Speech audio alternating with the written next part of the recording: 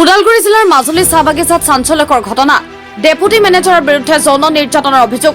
ওদালগুৰি জিলাৰ মাজুলী চাহ বাগিচাত এগৰাকী ডেপুটি মেনেজাৰৰ বিৰুদ্ধে কৰ্মৰত যুৱতীক যৌন নিৰ্যাতনৰ অভিযোগ উত্থাপিত হোৱা কেন্দ্ৰ কৰি অঞ্চলটোত চাঞ্চল্যৰ সৃষ্টি হৈছে। অভিযোগ অনুসৰি চাহ বাগিচাখনৰ বাংলাত কৰ্মৰত যুৱতীক ডেপুটি মেনেজাৰ ইমতিয়াজ ৰহমানে মাতি নিয়াৰ পিছত যৌন নিৰ্যাতনৰ চেষ্টা চলায়। ঘটনা খবৰ বিয়পি পোৱাৰ লগে লগে বাগিচাখনত কৰ্মৰত শ্ৰমিকসকলৰ মাজত তীব্ৰ প্ৰতিবাদৰ সৃষ্টি হয়।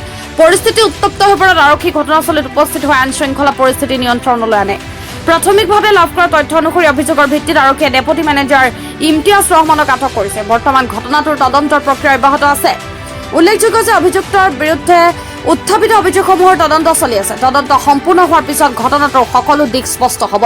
News desk report Tangla smart city. আৰু সংবাদ যোগেদি আমি জনাই দিব খুজি আছোঁ যে আজি যিটো ঘটনাটো হ'ল মাজুলী চাহ বাগিচাত ওদালগুৰি জিলাৰ আণ্ডাৰত এজন পৰিচালকে মানে ডেপুটি মেনেজাৰ বুলি আমাৰ বাগানত থাকেতো, তো বাংলাত মানে কিছুমান কৰ্মচাৰীক তেখেতে অলপ চিডিউচ কৰিছিলে।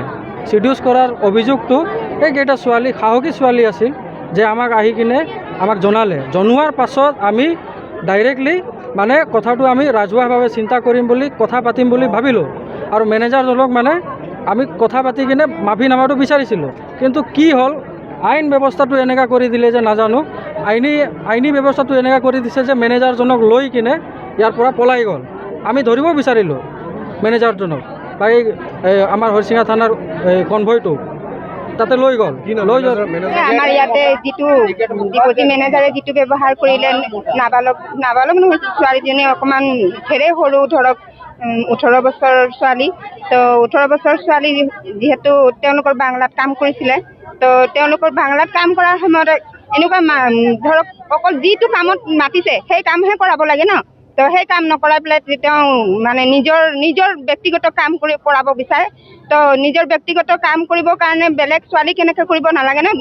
ৰাতিপুৱা ভাগতে ডেপুটি মাজুলী চাহ বাগিচাৰ ডেপুটি মেনেজাৰৰ বাংগলত আমাৰ চাহ শ্ৰমিকৰ ছোৱালী দুজনী কাম কৰিবলৈ যায়।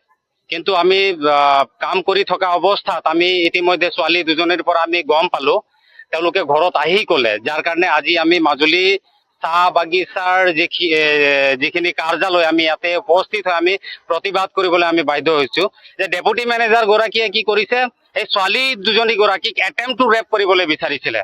আৰু এই কথাটো আমি আমাৰ চাহ বাগিচাৰ ACMS হওক, আমি অসম চাহ জনজাতি ছাত্ৰ সন্থাই হওক, লগতে আছাই হওক, আমাৰ যিখিনি আমাৰ দল সংগঠন আছে, এই গোটেইখিনি কথা আমি গম পাই আমি দল সংগঠন বিলাকে আৰু স্থানীয় ৰাইজে ওলাই আহি আমি ইয়াৰ বিৰুদ্ধে আমি প্ৰতিবাদ কৰিছো। আৰু যিখিনি কৰ্মকাণ্ড কৰিছে ডেপুটি মেনেজাৰ গৰাকীয়ে, ইমতিয়াজ ৰহমান নামৰ ব্যক্তিজনে, এই ব্যক্তিজনে যাতে কোনো কাৰণতে তেওঁ যাতে হাৰি নাযায়, তাৰ কাৰণে আমি অসম চাহ জনজাতি ছাত্ৰ সন্থাই আমাৰ যিখিনি আমাৰ প্ৰশাসন আছে, আমি প্ৰশাসনক আমি দাবী জনাইছো যাতে তেওঁলোকে আইনগতভাৱে যাতে ব্যৱস্থা গ্ৰহণ